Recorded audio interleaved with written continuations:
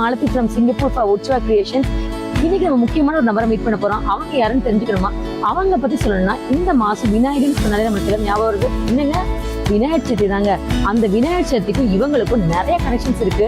அவங்க Singapore media மட்டும் கிடையாதுங்க, நம்ம இந்தியாவில் இருக்கிற ராஜ் டிவி, விஜய் டிவி, இந்த மாதிரி நிறைய டிவிஸ்ல அவங்க ஒர்க் பண்ணியிருக்காங்க. இப்போ பார்த்தீங்கன்னா அவங்க நிறைய கல்ச்சுரல் ஈவெண்ட்ஸ் ஆர்கனைஸ் பண்ணிட்டு இருக்காங்க சிங்கப்பூர்ல. ஸோ அவங்கள போய் நம்ம மீட் பண்ண போறோம். யாருன்னு பார்க்கலாமா? வாங்க போகலாம், என் கூட ஃபாலோ பண்ணுங்க. அவங்க வீட்டுக்கு வந்துட்டோம், அவங்க மீட் பண்ணிடலாமா? வாங்க.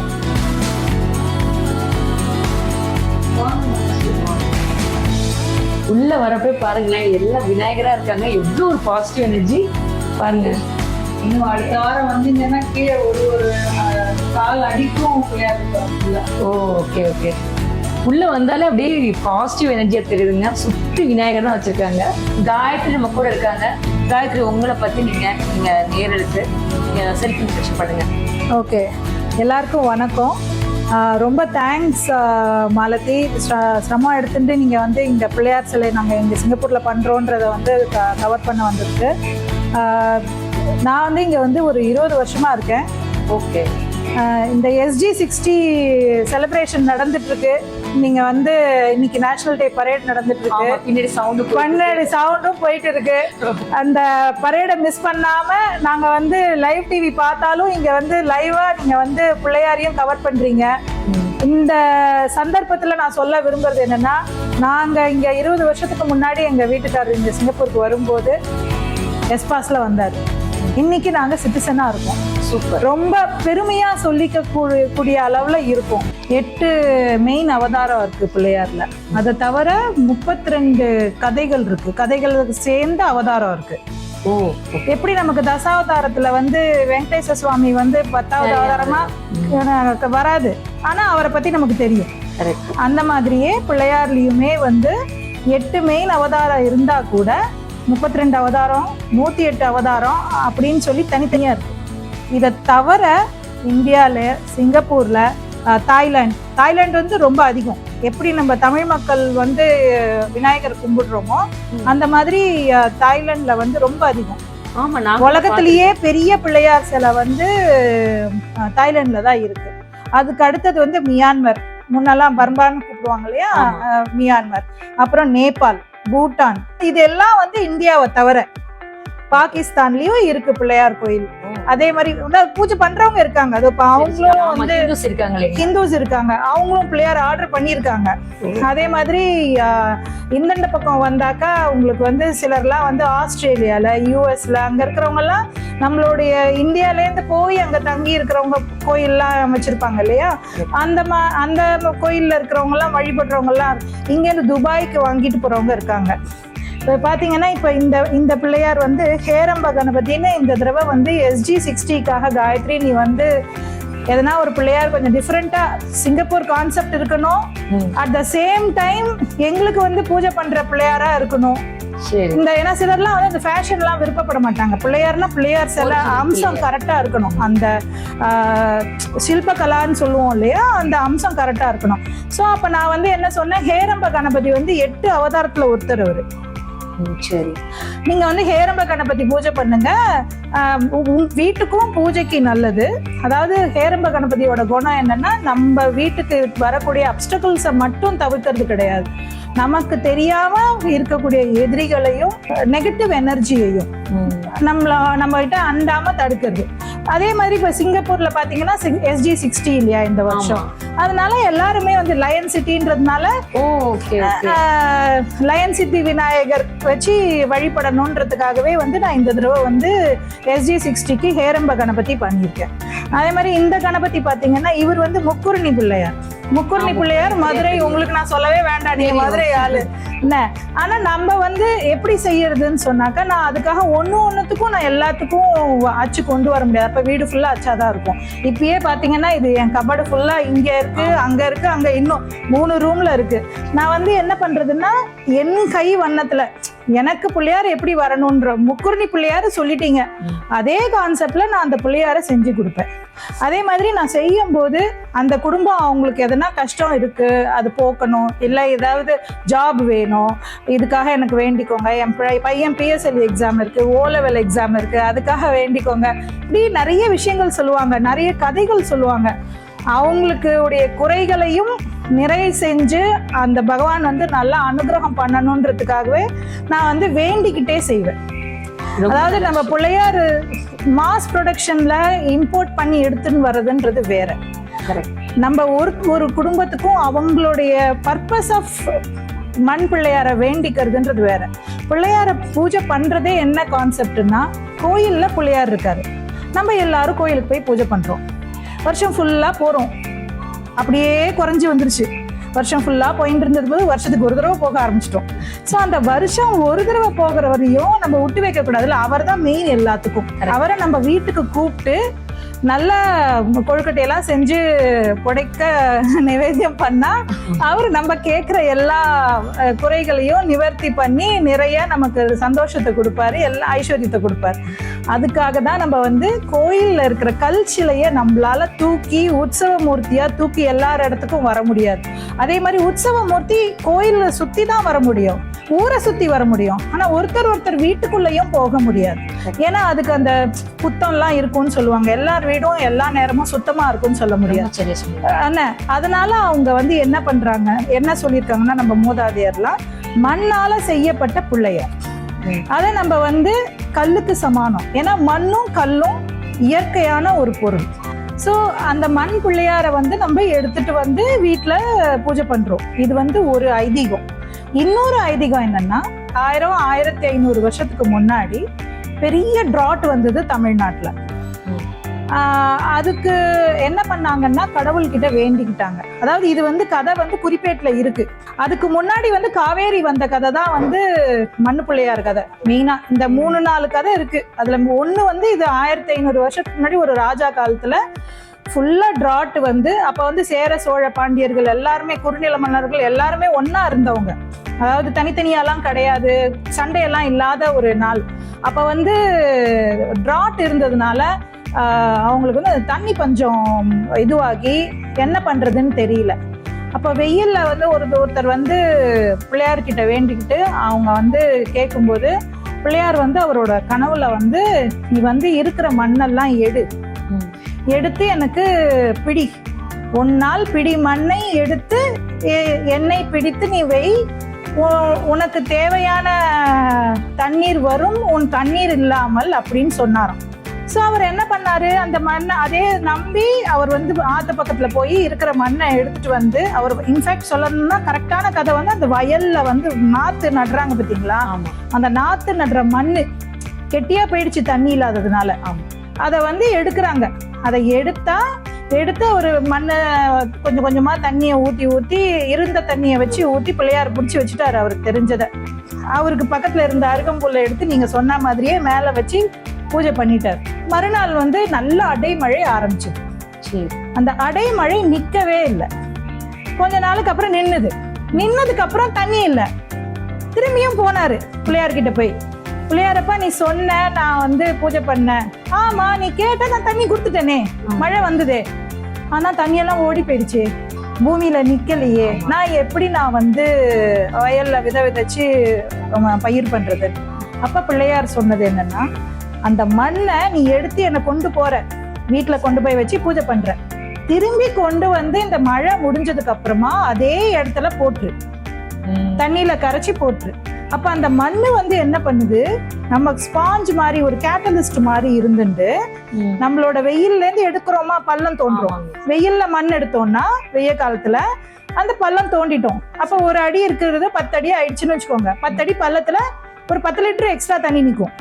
அந்த மண்ணை வந்து திருப்பி கொண்டு போய் கரைக்கிறோம்.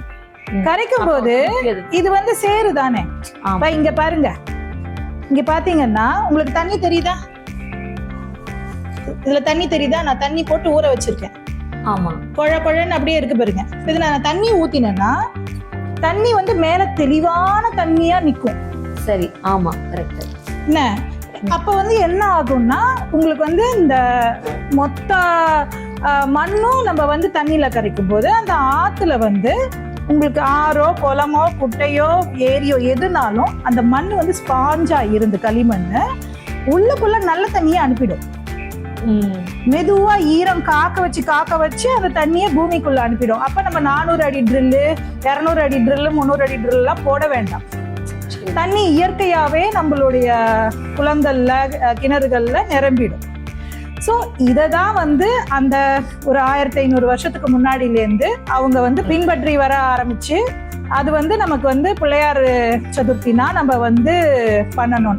தமிழ்நாட்டை பொறுத்த வரைக்கும் சென்னைக்கு நான் ஃப்ளைட் டிக்கெட் புக் பண்றேன்னா இன்னைய வரைக்கும் டச்வுட் மாறவே மாறாத நாட்கள் டிசம்பர் 5லேருந்து 13க்குள்ள ஒரு புயல் கண்டிப்பா இருக்கும். அதே மாதிரி மழை கண்டிப்பா இருக்கும். அதாவது தமிழ்ல சொல்லுவாங்க இல்லையா, நல்லார் ஒருவர் உளரேல் அவர் பொருட்டு எல்லாருக்கும் பெய்யும் மழைன்னு. அதனால இயற்கையாவே அந்த பிள்ளையார வந்து நம்ம எல்லாருமே வந்து நல்ல நல்ல மண் பிள்ளையாரா வச்சு ஊர்ல கும்பிடுறோம். அதனால நமக்கு வந்து எப்போதுமே அந்த தண்ணிக்கு பஞ்சம் இல்லாம குறை இல்லாம நல்லபடியா எல்லாருமே இருக்கும். இப்ப நீங்க இயற்கைன்னு சொல்றீங்க, எக்கோ ஃப்ரெண்ட்லி அப்படின்னு நீங்க மென்ஷன் பண்றீங்க. ஆமா, ஈகோ ஃப்ரெண்ட்லினா என்ன? ஓகே, ஈகோ ஃப்ரெண்ட்லின்னு மென்ஷன் பண்றீங்க. அந்த ஈகோ ஃப்ரெண்ட்ல என்ன? இவர் நான் கடையில் நானே பார்த்தேன்னா லாஸ்ட் டைம் வந்து கடையில தான் வாங்கினேன். ஸ்டோர்ஸ்ல போய் நான் கலர் பண்ணி வச்சிருந்த விநாயகர் தான் வாங்கினேன். அந்த விநாயகருக்கும் நீங்க பண்ற மண் பிள்ளையாருக்கும் என்ன வித்தியாசம்? கரையிறது எல்லாமே பயோடிகிரேடபிளோ ஈகோ ஃப்ரெண்ட்லியோ கிடையாது. எப்படி சிங்கப்பூர்ல வந்து எல்லா இடத்துக்கும் நீங்க சாப்பிட போனீங்கன்னா எல்லா இடத்துலயும் ஹலால் சாப்பாடுன்னு வாங்க. ஆமா, ஹலால் எல்லாம் வெஜிடேரியன் கிடையாது, ஹலால் எல்லாம் வீகன் கிடையாது. அதே மாதிரிதான் ஈகோ ஃப்ரெண்ட்லியும் பயோடிகிரேடபிளும். ஈகோ ஃப்ரெண்ட்லினா இந்த மாதிரி உண்மையான மண்ணால செய்யறது. பயோடிகிரேடபிள்னா கரையக்கூடியது, ஆனா அது வந்து இயற்கைக்கு வந்து உபாதையை கொடுக்காது, ஆனா அது வந்து இயற்கையோட ஒன்றினது கிடையாது. சரி, புரியுது. இப்ப வந்து எப்படி பேப்பர் மாஷே வந்து மூங்கில்ல இருந்தோ இல்ல வேற சில மரங்கள்ல இருந்தோ எடுக்கிறாங்க செய்யறாங்க, ஆனா அதுக்காக வந்து பேப்பர் வந்து நல்லது கிடையாது. சரி, புரியுது. ஆனா பேப்பர் மாஷே செஞ்சு அதை ரீசைக்கிள் பண்ணி கரைக்கிறோம். இது வந்து லாஜிக் ஆஃப் கணபதி சொன்னோம்னாக்கா, கணபதி பூஜைன்னு சொன்னா இது டிசால்வ் ஆகுது, எனக்கு பிடிச்ச மாதிரி கலர்ல இருக்கு, ஓகே. ஆனா அந்த சிலையை வந்து நீங்க வந்து ஸ்பிரிச்சுவாலிட்டி படிச்சு பாத்தீங்கன்னு சொன்னா ஸ்பிரிச்சுவாலிட்டி பிரகாரம் மண்ணு பிள்ளையார வச்சுதான் பூஜை பண்ணணும். முடிஞ்சா மண்ணால பண்ணுங்க, இல்லையா காப்பர் விக்கிரகம் இருக்கா, காப்பர் விக்கிரகத்துல பூஜை பண்ணிட்டு தண்ணியில போட்டுட்டு கொஞ்ச நேரம் கழிச்சு எடுத்து வச்சு நீங்க திருப்பி யூஸ் பண்ணிக்கோங்க. இல்ல வெள்ளி இல்ல வெங்கலம் இதெல்லாம் ஓகே. எது இயற்கையான அந்த பஞ்சபூத எலிமெண்ட் இல்லையோ, பஞ்சபூதத்துல வந்து மெயினா வந்து மண்ணு கல்லு, இது எல்லாம் வந்து அந்த மண்ணும் கல்லும் வந்து மண்ணுல வந்து சேரும், பூமியோட சேரும். ஸோ பூமியில பிறந்த எந்த ஒரு மெட்டீரியலாலையும் நம்ம வந்து பிள்ளையார் சிலையை செஞ்சு நம்ம கும்பிடலாம், அதை வந்து விசர்ஜன் பண்ணலாம், பண்ணாம வச்சும் தொடரலாம் விநாயகர் சதுர்த்தி அன்னைக்கு. ஆனா அவர் வீட்டுக்கு கூப்பிட்டு நம்ம வந்து ஆவாகையாமின்னு சொல்லி வாங்க உட்காருங்க, அவங்களுக்கு காலை அலம்பி விட்டு அவங்களுக்கு சாமரம் வந்து குளிப்பாட்டி விட்டு சாமரம் புது துணி கொடுத்து, எப்படி நம்ம வந்து இப்போ புதுசா ஒரு கல்யாணம் ஆகி மாப்பிள்ளை வரப்போறாரு வீட்டுக்குன்னு சொன்னா நம்ம என்ன பண்ணுவோம், எப்படிலாம் அவங்கள வரவேற்று அவங்களுக்கு எல்லா சிருஷ்டியை சொல்லுவாங்க, அது எல்லாம் செய்வோம்.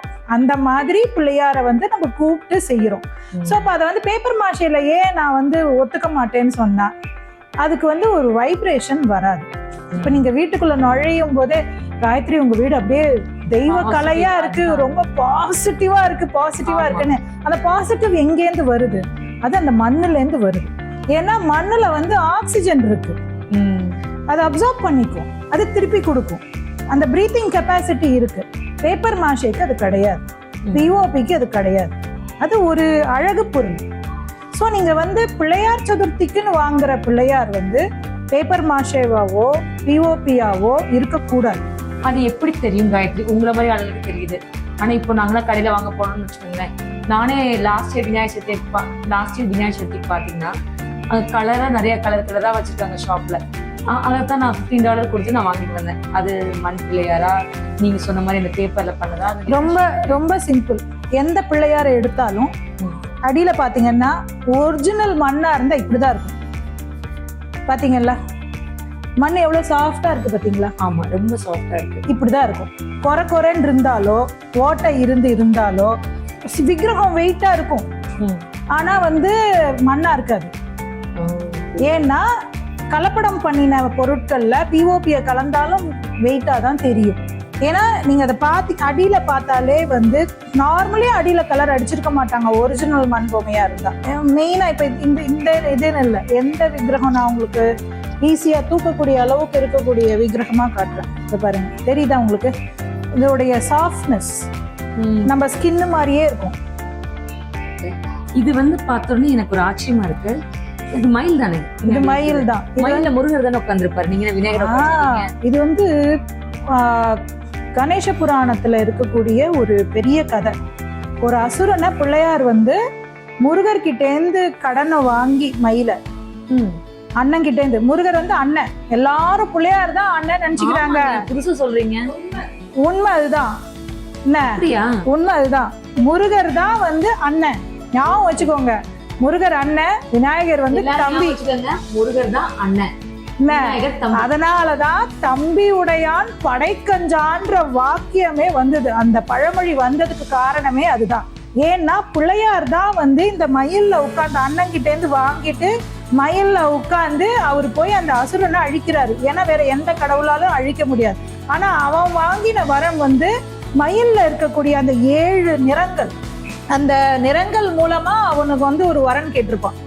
அந்த வரனுக்காக இவர் என்ன பண்ணுவாருன்னா எலி மேல உட்கார்ந்துட்டு மயிலையும் உட்கார்ந்துக்கணும். அதனால இவருடைய வெயிட்டையும் தாங்கக்கூடிய இது பறந்து போகணும். அவரால் எலி போகிறதுக்கு எத்தனையோ நாள் ஆயிடும். ஆமா, மெதுவா போகும். அதனால அவர் வந்து மயில்ல உட்கார்ந்து போவார்.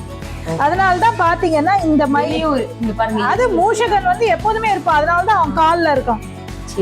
மூஷகன் இல்லாத பிள்ளையார் நம்ம பூஜைக்கே உகந்தது கிடையாது. ஓகே, அதனால இது வந்து மயில் பிள்ளையார். இது பேரே வந்து மயில் பிள்ளையார், பீகாக் கணேசன் சொல்லுவாங்க.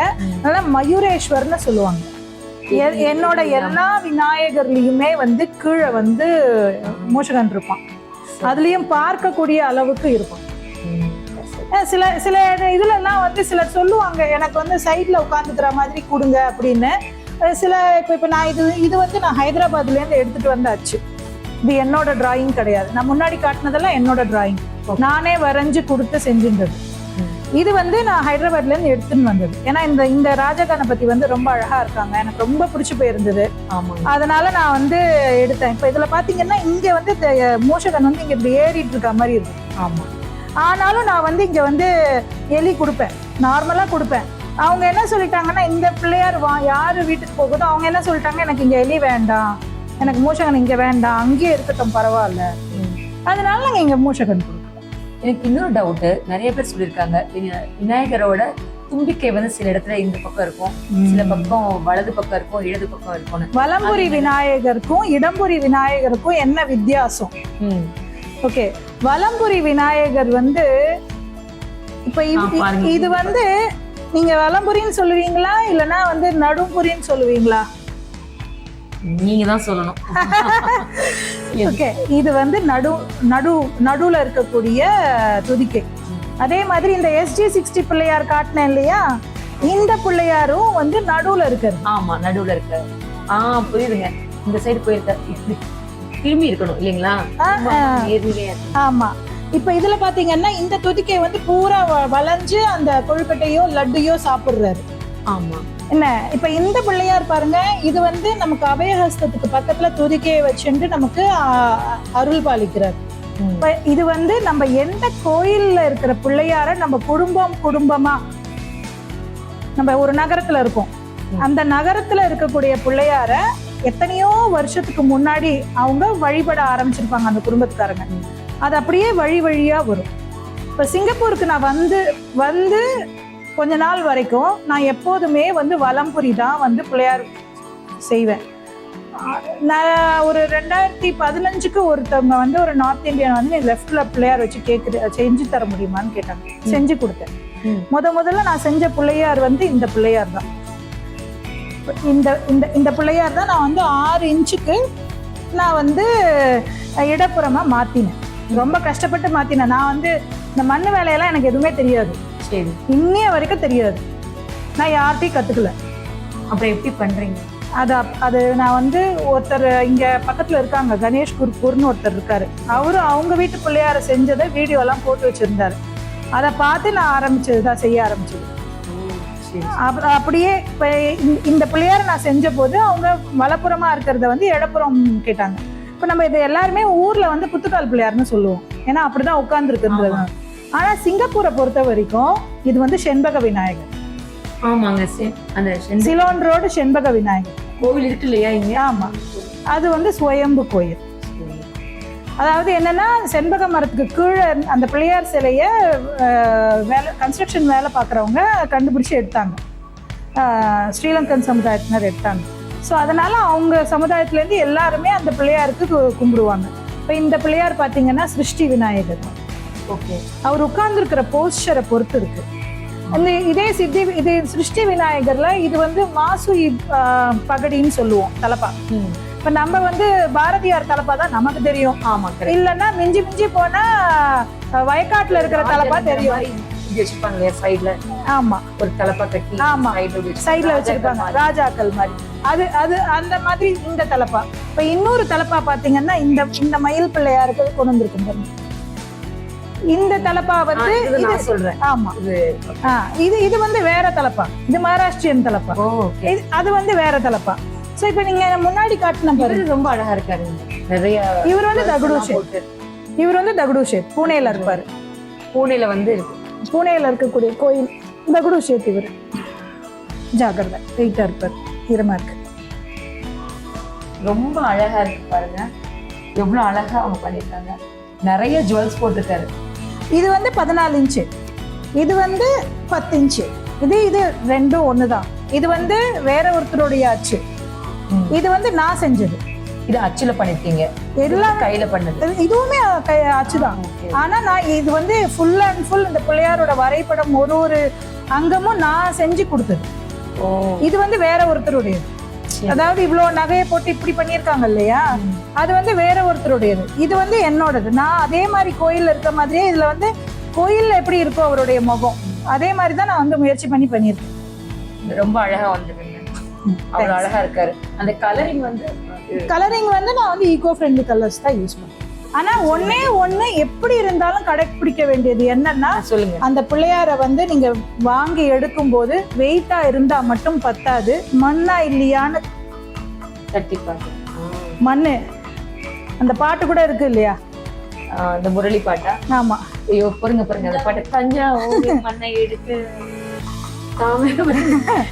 அப்ப அந்த நம்ம வந்து தண்ணியை ஊத்தி செஞ்ச எந்த பொம்மையிலையும் வந்து நமக்கு வந்து சத்தம் இப்படிதான் வரும். மண்ணு பொம்மையா இருந்தா தட்டி பார்த்து தானே வாங்கணும். அதனால மண்ணுனா, ஒரிஜினல் மண்ணுனா இந்த சத்தம் தான் வரும். காயத்ரி சொன்னது கேட்டீங்களா? தட்டி பார்த்து தான் விநாயகரை வாங்கணும். கட்டாயம் முடிஞ்ச அளவுக்கு மண் பிள்ளையாரான்னு செக் பண்ணி பார்த்து வாங்குங்க. சந்தோஷமா விநாயகர் சதுர்த்தி கொண்டாடுங்க.